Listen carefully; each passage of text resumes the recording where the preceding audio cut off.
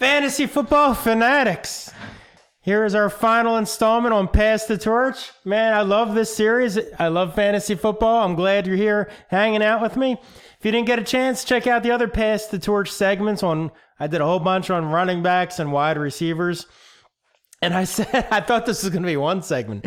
So at the very beginning, I promised you a player that's going to really improve your team in the draft. So that's actually for sure coming up in this video at the end of the video. So thanks for hanging out. Check out the other videos. And let's get cracking. We're past the torch on tight ends. So we're taking a look at veteran established starters.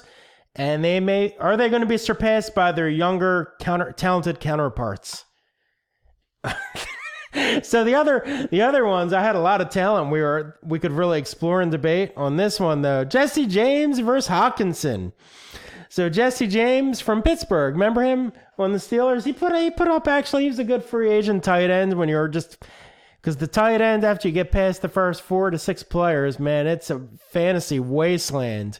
And we're going to study tight ends in more detail because I really think tight ends in general could be the key to having a solid team. If you don't get a tight end that's helping you, forever you're looking for the Jesse James of the world. So while it seems silly now, half of you out there are doomed to go look for the Jesse James type who you're hoping back when James was getting a touchdown here or there and you were just so happy you could get anything out of him in Pittsburgh. Well, now he's in Detroit. Detroit also drafted a guy, Hockenson. And here's a blurb that I had found from June 4th.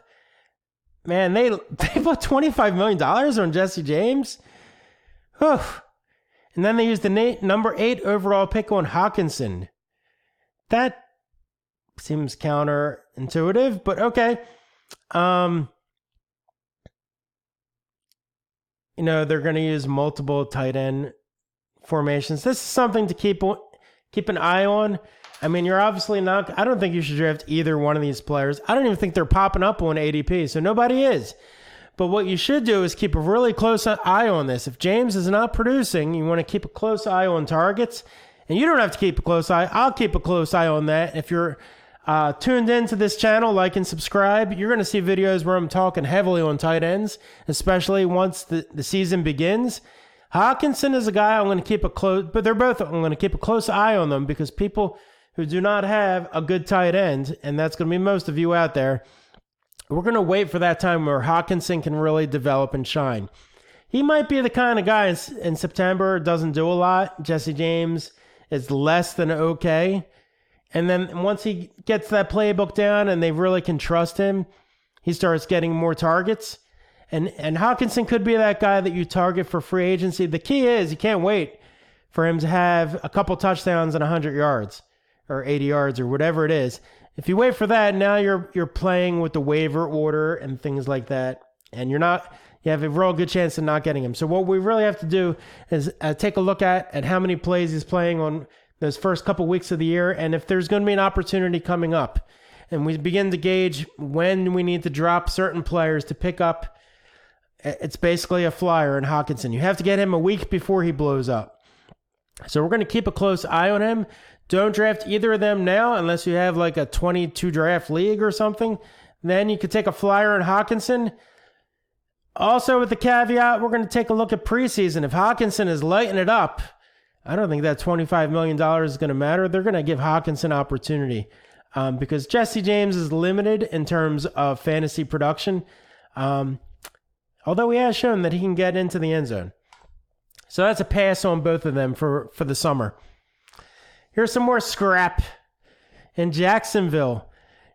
I really believe in Nick Foles, by the way. So believing in Nick Foles, I have to know he's going to have a tight end that's going to be productive. Because Nick Foles, when he's on, he's going to everybody, right? So Jeff Swaim, you know him, you love him from the Dallas Cowboys. He's over in Jacksonville now. What's he have? 1 touchdown in his career? So that's not a guy we're drafting. I wanted to show you who the young Josh Oliver is up against. Because much like, unlike, it's sort of similar to Detroit, where Swaim and Jesse James are veterans, but Jesse James at least has found the end zone, right? Jeff Swaim is really just a body at this point in terms of fantasy. He's not somebody you're ever going to draft. I guess he had his best year ever last year with 26 catches. Oh my gosh. I don't think there's any situation where Jeff Swaim is ever going to be draftable or free agents or anything, waivers or anything like that. But Josh Oliver, 3rd round pick, and it says here, shown a good rapport with Nick Foles. Interesting. I feel like that awful Star Wars Episode 1. We'll keep a close eye on your career, Josh Oliver. So not drafted now, but he is a guy that I think we want to keep a close eye on the summer games. And then as the season begins, Josh Oliver could be one of those unknown players that everybody's scrambling for once the season begins. So we want to try to identify that before it happens. Keep him on the back burner, Josh Oliver. And here we go. The Philadelphia Eagles tight end situation. If you've been listening to anything I posted, you know I'm super high on a Carson Wentz bounce back year. He was the MVP of the league 2 years ago before he went down around week 10-ish. He was the MVP. He was amazing that year.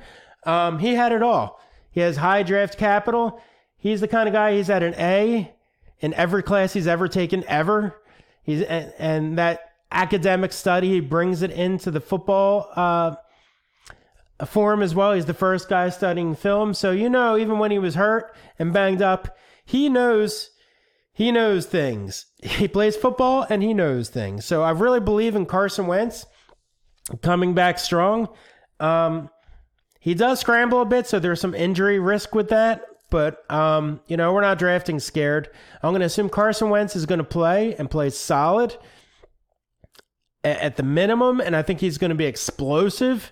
You have Deshaun Jackson stretching the field. Jeffrey, a real solid target, to move the chains in between. And Zach Ertz had one of the best tight end years ever, I think, for the Eagles, if not the best. So he piled up almost 1,200 yards, 8 touchdowns. He had 8 touchdowns the year before. Zach Ertz is a beast of a player. I would take him at 3.8. I would take him earlier than that because I didn't highlight him green because I don't have to. When I look at this chart, I know Kelsey and Ertz are amazing players. Kittle as well. I think those top 3 are on a tier themselves, and I think it behooves you to grab one of them tight ends, and you're going to have to take someone in lieu of other good talent. But, if it comes down to taking Ertz a little early, I think you should do that because he is that kind of a player. He's a difference maker. And don't just look at 1163 and 8 touchdowns and then that's a good year for a wideout. You can go over and look and think, oh, well, let's see, who's a wide out over here? Antonio Brown is being drafted at 2.9, and I don't think he's getting numbers a whole lot better than that. So you could start comparing. Oh, you could argue, yeah, Antonio Brown or Thielen's going to get numbers equal or better than that. It's positional advantage. I mean, you can find another 15 players that are within a couple points per average game for Antonio Brown, but as soon as Zach Ertz and Kittle are off the board, it falls off the cliff. You go from getting 10 points a game down to you're getting zeros. You're barely lucky to get 50 yards out of a tight end. So I think positionally, if Zach Ertz is competing with wideouts in that area, he doesn't even have to compete because it's positional advantage. So if you think he's competing, that's the time to get a Zach Ertz if you didn't already grab Kelsey. I really believe in drafting tight ends high. And even if some of those wideouts that you pass over to get Ertz, it's going to pay off because you're going to find another wideout who can contribute on your team. I don't think you're going to find any tight ends. Look at this slop. I don't believe in Jared Cook, but some people are going to think he's solid, or McDonald. Hooper, I used to think maybe. Oh my gosh, and then we're already down to Hawkinson? He's a rookie? Oh my gosh. That's dreadful. Kyle Rudolph? So, I think if you you have to get one of these tight ends. That's going to be my motto. You have to get one of these top tight ends. Don't worry about people are going to say you're reaching. People are going to giggle or whatever if you take him at 3.2 instead of 3.8 and say you reach. Don't worry about that because he's not going to be around in the 4th round. So if a player is not there the next time you're picking, that's not a reach for me. You got to get who you like. I think you need to take that tight end. I think that's going to make a big difference, and you can make that, plug him in, and now you have an advantage against almost every team you play every week. And you can go out on the free agent wire and find a wideout who's going to get you 80 yards and a touchdown. They're a dime a dozen. So don't worry about passing over wideouts at 3-8. 3-8 is a good spot to scoop up running backs, but I'm going to have some sniper running backs you're still going to find in the 4th, 5th, 6th, 9th round. I'm going to find players, help you find players that can fill in those gaps. I don't have any confidence I can help you find a tight end after the 5th round or so. After Njoku is off the board, I don't have a whole lot of confidence in a lot of those players. I do have confidence in Dallas Goedert. So think of how much I love Zach Ertz, best tight end ever for the Eagles, pass catching and fantasy-wise. Dallas Goedert, when he had the opportunity, Ertz missed a little bit of time over the last couple years. Dallas Goedert, he can do it, and I think he has, I'm going to say it, he has more talent than Zach Ertz. Now, Zach Ertz is 28. He's still relatively young. Dallas Goedert, if he ever has the opportunity, if something happens to Ertz, as much as I say invest in Ertz, I think you might have to go out and Goedert. He's the true only tight end handcuff maybe in history. I don't know. But there's also rumblings that Goedert is the most impressive. He's making an impressive second-year leap into stardom. This guy, I think, is better than Zach Ertz. And I think he would get equal numbers if that situation arises. But I think you're also going to see times where they're doing a double tight end. And this is kind of a dream come true for me. Because back when the Patriots had Gronk and Aaron Hernandez, that was unstoppable. Just having Gronk was unstoppable. When you had both of them on the field, how are you going to match up with that? They're too big to be guarded by the secondary. Everyone's drafting a lot of secondary, right? And linebackers have been devalued in modern times. And they're way too fast and athletic for most linebackers. I think if Ertz and Goedert are on the field, that's an unstoppable matchup situation. If I was a defensive coordinator, you have Deshaun running deep, you have Alshon solidly moving the chains, and I got Ertz and Goedert just tearing up the middle of the field, and Goedert, and they can both stretch the field as well. I mean, that is lethal. For anything after the 11th and 12th round, you just get whoever you want. So pick Goedert earlier than 14-6. Chances are someone else is going to be hot on him.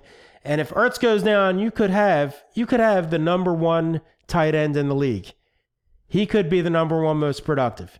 So that alone is worth. I usually would not want to waste too many roster spots on tight end, but this is a situation that calls for that. I say you get yourself Ertz. I like Kelsey and Kittle and Howard. I like Njoku as well. You can see my green list.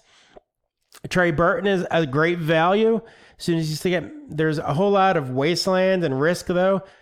So I'm almost at the point where if I totally fumble and miss out on things, I'm just getting Goedert, and I think he's going to put up points anyway. Points enough, even with a healthy Ertz, I think Goedert could be valuable enough to start for you. I'd rather go with him and his high upside than some of these other scrubs. So Dallas Goedert is the guy that I want everyone to snatch up, not in my leagues. Hopefully, if you're in my league and you're listening to this, I just screwed myself. Dallas Goedert's the one. That's the player I'm really targeting. And tight ends in general, we're going to do some future videos on that. If you like what I'm doing and want to support, check out the Patreon page. It's only $1, and I'm going to be pumping out the videos and finding those hidden gems and getting them just a little faster than everyone else in your leagues to give you that advantage. For right now, the notes page, which is super interactive, you can adjust this. I have everything sorted by ADP. Don't juggle players, because I like Dallas Goedert, and I'm not taking him and moving him up the list. I want to know where he is on ADP. This is sorted by ADP. So leave him right where he is so I know what everyone else in the room is drafting.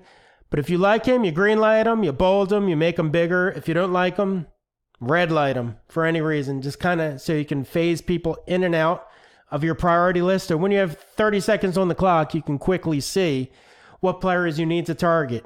So thanks so much for checking this out. Download the notes page. It's going to be updated all the time until the games begin. After that, it's for Patreon people only. Peace!